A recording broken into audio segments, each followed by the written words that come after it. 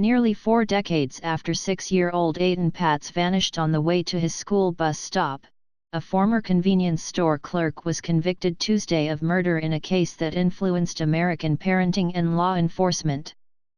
The jury verdict against Pedro Hernandez gave Etan's relatives a resolution they had sought since May 1979 and gave prosecutors a conviction that eluded them when a 2015 jury deadlocked.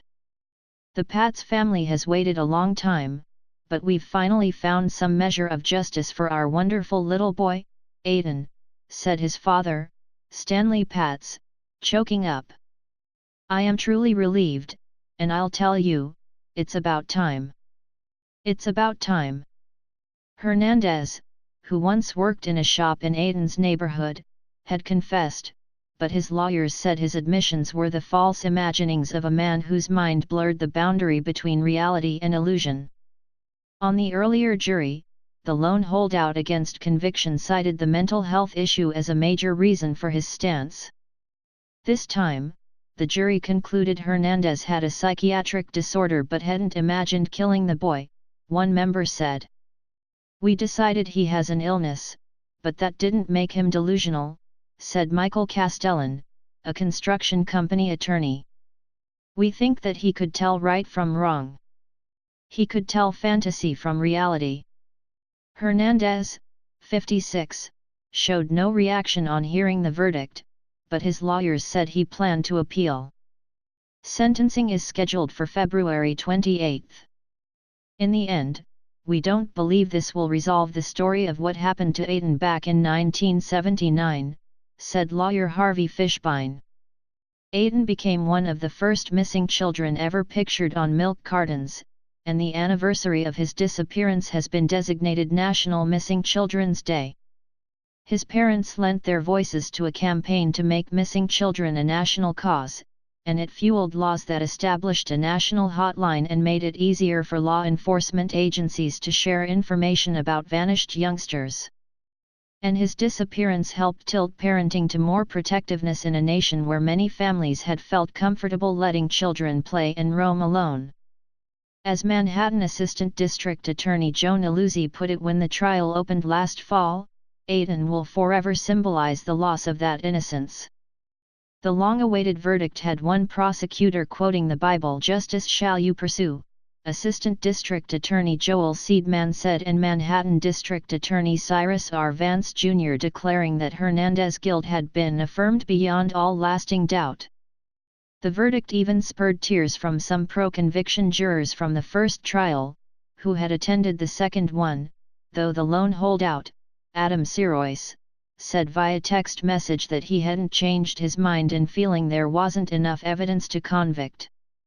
Still, the Patz family, which focused for years on another suspect before Hernandez's 2012 arrest, may never know exactly what became of the boy. Hernandez told authorities he'd left Etan's body, still living, in a box with some trash, but no trace of him has been found since he vanished in a then edgy but neighborly part of Lower Manhattan. The decades-long investigation took investigators as far as Israel, but Hernandez wasn't a suspect until renewed news coverage of the case prompted a brother-in-law to tell police that Hernandez in 2012 had revealed to a prayer group decades earlier that he'd killed a child in New York. Authorities would later learn that he'd made similar, if not entirely consistent, remarks to a friend and his ex-wife years earlier.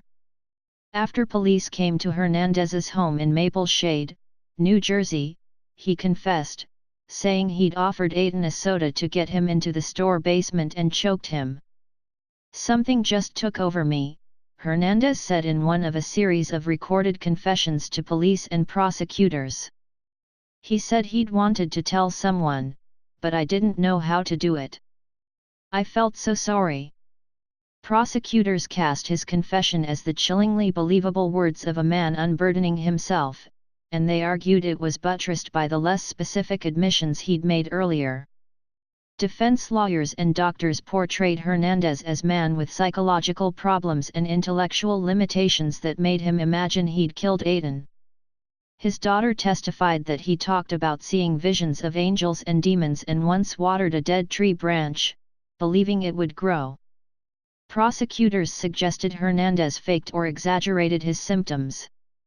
Defense lawyers also pointed to a different man who was long the prime suspect, a convicted Pennsylvania child molester who made incriminating remarks about Etan's case in the 1990s and who had dated a woman acquainted with the Patzes. The man was never charged and denies killing Etan. The defense threw a lot of theories out there, Castellan said, but they weren't convincing, though jurors deliberated for 9 days.